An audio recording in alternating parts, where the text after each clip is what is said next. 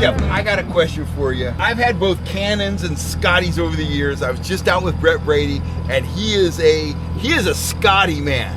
And clearly, I am surrounded by Cannons. What do you think? What's better? Well, I started with Scotties, and because the people that introduced me to lake trolling ran Scotties, and so I think the biggest, which one should I use? What's the pros and what's the cons?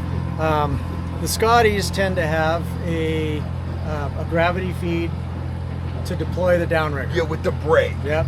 So it's just a lever, and you can control the descent.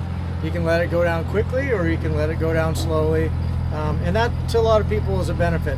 The Cannons, when they deploy, it's an up-down switch, so it's electric. So you're using battery power to go down, you're using battery power to come up, right? So the other part of it is both have the feature that they have an auto stop mechanism in them, so that when you hit the up button, it'll come all the way up and it stops. Okay, the Cannon system will stop on its own because of the way it's set up automatically. The Scotty system, and this happened to me a handful of times, and this is one of the things that kicked me in the Cannon direction, was they put a little stop on the cable. Yeah, that little trip just device. A little plastic bullet piece, and as it goes through the top of the downrigger cable spool towards the spool, it kicks it off.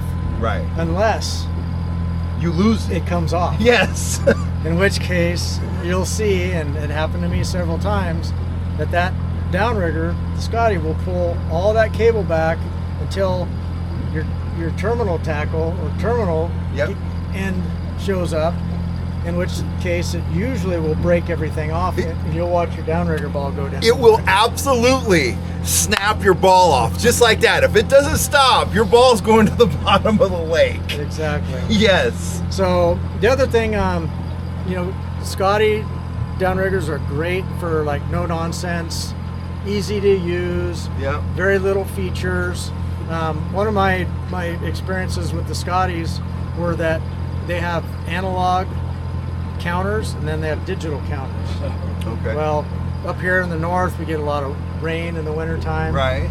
I personally found that the digital counters, when I upgraded to those digitals, that they weren't waterproof. That makes sense. Right. So I was going through digital counters all the time. Right. Had to have carry spares in the boat.